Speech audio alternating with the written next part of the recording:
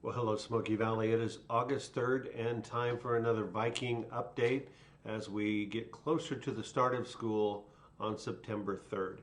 A while back, we put a survey out to parents asking you to tell us where you were in terms of sending your child back to school.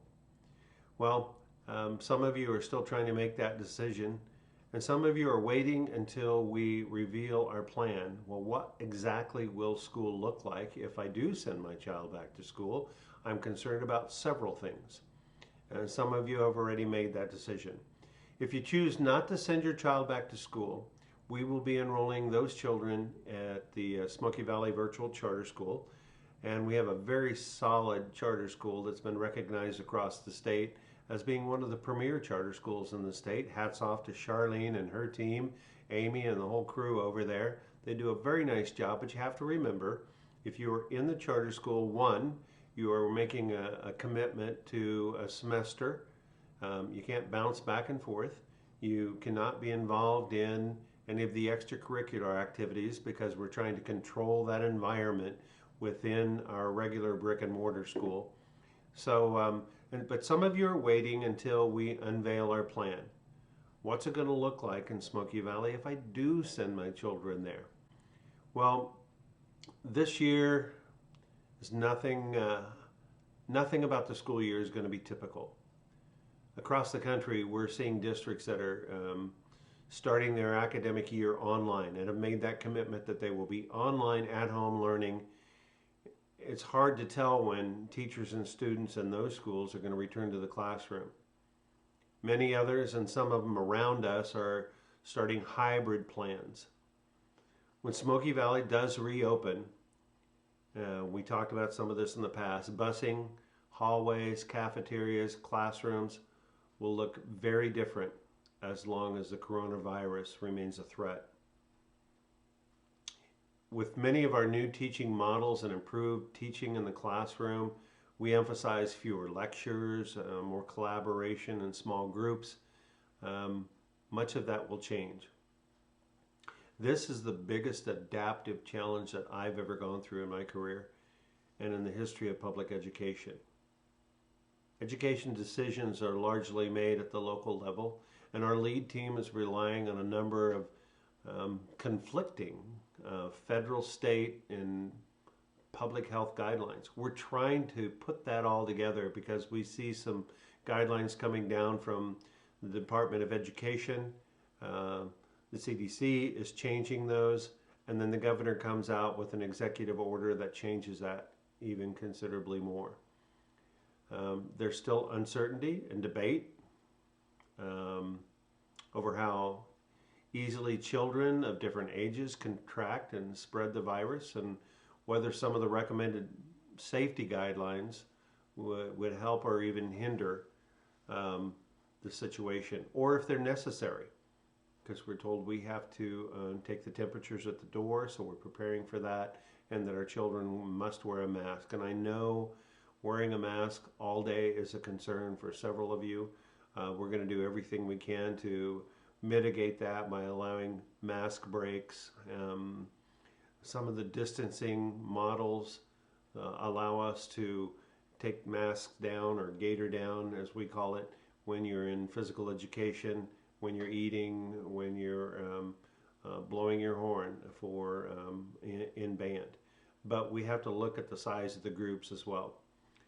And as a result, many of the Kansas schools are adapting to a wide range of approaches to entering school, as you're seeing some of our neighbors. Salina and McPherson both have different models. As we look in McPherson County, I know I talked to Inman today. They are looking at a face-to-face start. And right now, that's what we have been focusing on, but we need to be prepared to change at the drop of a hat. We've talked about that. Our recommendations largely agree with many of the guidelines that are put out by the state. More than a third of our students at Smoky Valley, around 300, ride the school bus each day. That's how their day begins. We cover 396 square miles. getting our kids to school. It's one of the most difficult logistic challenges during this pandemic is riding the school bus. So parents are asked to consider whether they can arrange other forms of transportation, dropping their children off, or maybe arranging for a carpool. We want you to seriously take a look at that because you might decide, rather than have my child ride for over an hour on the bus, either my husband or myself, or one of us can get them to school, and they can leave. We can leave much later than them getting on the school bus prior to 7 o'clock in the morning. So take a look at those.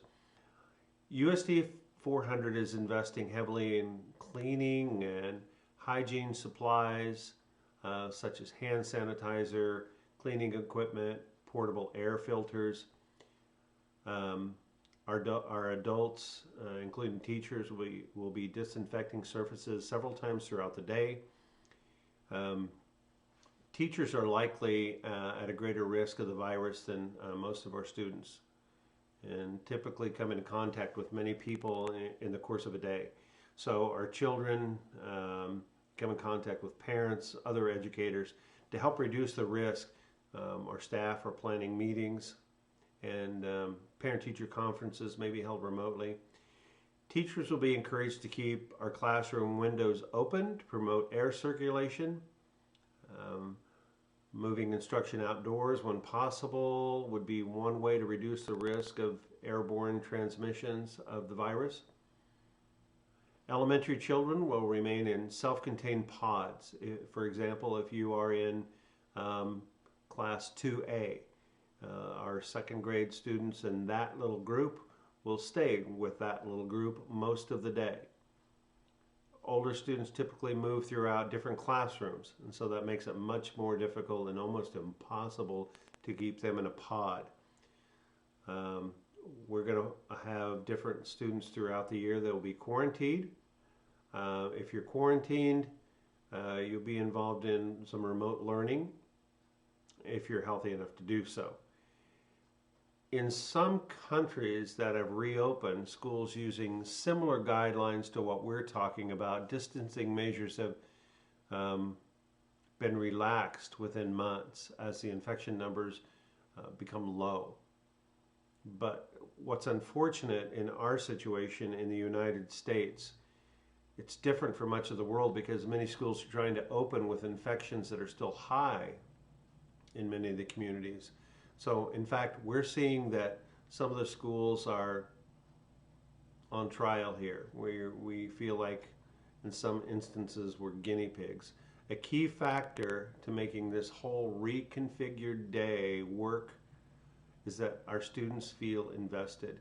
We forget that many times our kids do a much better job of wearing masks and following the rules than many of our adults do. It's very difficult for us to do that. And in fact, our leadership team attended a conference the other day, and I did my best to keep my mask on for a long period of time, and it was difficult to do so. But I've also heard from local officials, including visiting with Prairie View the other day, that they had some summer school going on, that 3, 4, and 5-year-olds wore masks for 3 to 4 hours at a time without much problem. It's very challenging given the natural desire of our children and our teenagers to interact with one another because we like to touch, tease, hug, and push the boundaries. But our young people also have a strong sense of right and wrong. And they're motivated to help others, which could inspire them to really embrace those rules to keep their friends and teachers healthy. If the new practices honor those young people with their desire to be respected and admired, young people shift their behavior quickly to help protect their fellow classmates and their teachers. I think we're going to be surprised at how well our young people do throughout the day. What's most important to us is they get back together and that they have a teacher in front of them. You, as a parent, have a choice to make. This is the time when you do have that choice, and I know it's a difficult choice to make. We'd love to see them here. We will do everything we can to mitigate this whole problem we are all facing. We can't promise that it's going to be perfect, and so I thank you for your patience. Don't forget, enrollment is next week. But what I'm getting to is that we will be unveiling our plan. Remember, we will have an option 1, option 2, and option 3. Option 1 is a full face-to-face with all of our students here every day. Option 3 is those of you that have chosen not to attend, and we respect that you want your child at home where it is safe until this whole thing goes away. But they will be online learning using Edgenuity. That's the model that we use in our charter school. They will have contact with a teacher, but not on a regular basis. It will be on a regular basis, but not every day with face-to-face instruction. And option 2 in the middle is the hybrid. We're going to be talking to you much more about the hybrid. Our hybrid model, which we unveiled to our teachers today, does involve your child attending school, but attending on a part-time basis, on a half-time basis. Tune in to our board meeting August 10th, 1 week from today, on August 10th, where we will have our board meeting live. We're going to shoot the link out. Mike may even be putting it on this video right here, or right here. I'm not sure where he's going to do that, but Mike's going to put out our video link so that you can watch the board meeting as we talk to our board about, 1, the calendar of the year, and remember, school starts on September 3rd, but we'll also talk to our board about accepting our reopening plan, returning to learning for the Vikings on September 3rd. And our board will take a look at that, and it may change because we have 30 days before school starts on September 3rd. Things may change because of what the governor does or what our local county officials do. Now, we are working with them on a regular basis. Today we spent some time trying to put together the COVID relief expenditures that we have, because we have a lot of expenditures that we wouldn't normally have on a regular year, and a lot of that is PPE equipment, sanitizing, cleaning, some adaptations that we need within the classroom. Our staff has been tremendous through this whole thing.